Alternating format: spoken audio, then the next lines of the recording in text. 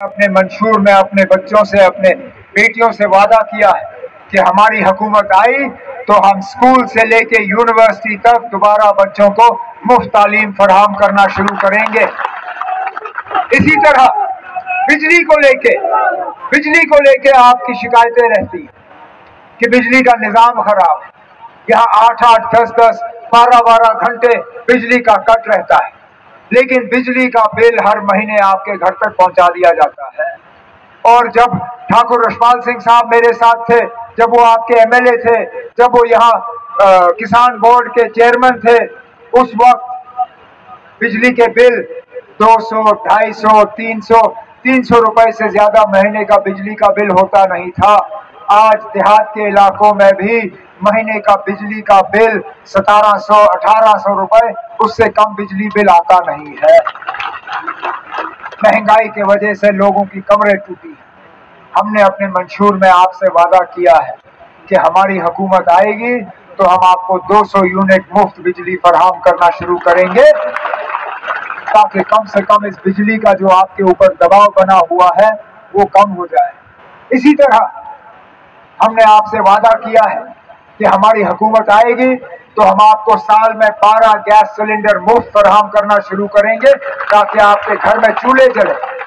हमने आपसे वादा किया है कि हम दोबारा राशन कार्ड के जरिए मिट्टी का तेल और चीनी जो है वो फराहम करना शुरू करेंगे। हम राशन का स्केल बढ़ाएंगे। जो मैंने गुजर बकरवाल भाइयों के हवाले से बात की थी, आपको फॉरेस्ट राइट एक्ट के तहत इन जंगलों पे पहला हक होना चाहिए था।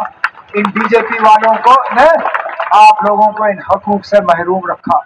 हमारी हुकूमत बनेगी तो इन जंगलों पे सबसे पहला हक आप लोगों का होगा, फिर किसी और का होगा।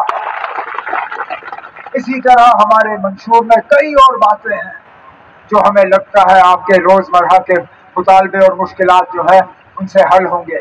चाहे वो डेली वेजर को रेगुलराइज करने का हो, परमानेंट करने का हो, चाहे सोशल वेलफेयर स्कीमों के तहत, बहुत सी बातें हैं।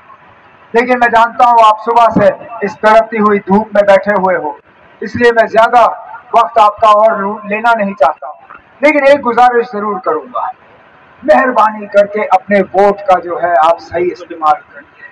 अपने वोट को तकसीम ना होने दें। इन बीजेपी वालों ने यशु के घर को तकसीम किया हुआ है इस गर्ज के साथ कि आपके वोट तकसीम हो जाए।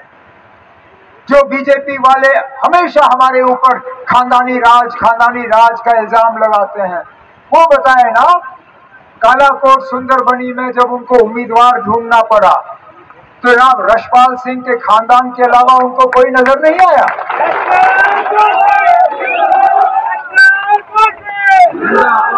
इसी से पता चलता है कि यशु और इनके खानदान ने आपकी कितनी खिदमत की है और आगे जाके कितनी खिदमत और करेंगे।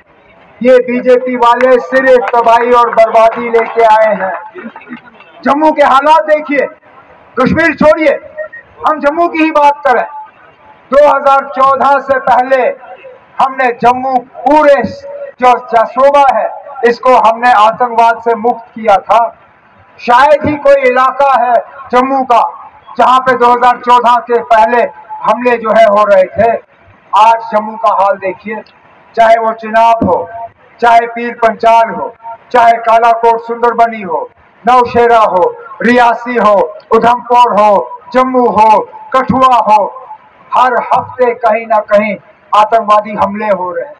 हर हफ्ते कहीं ना कहीं मिलिटेंसी से जो है हमारे बहादुर फौजी जो है उनको निशाना बनाया जा रहा है।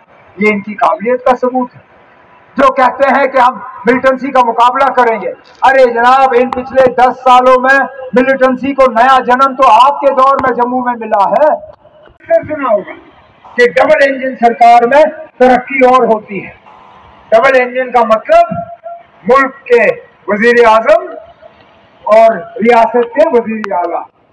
हमें तो जम्मू कश्मीर में अब 10 साल हो गए इनका डबल इंजन देखते हुए। 10 साल हो गए डबल इंजन।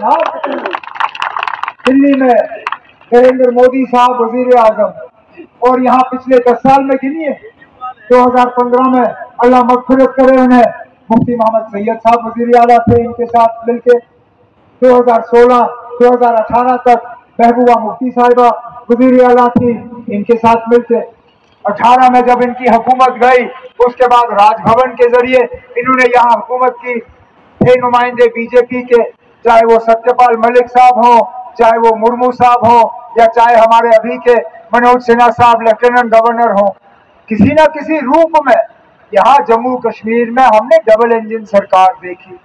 लेकिन खुदारा मुझे बताइए ना, कालाकोट सुंदर बनी ने इस डबल इंजन सरकार का एक डबल पैसे का फायदा देखा है क्या? आज मायनों में काम करने वालों को तनख्वाह नहीं,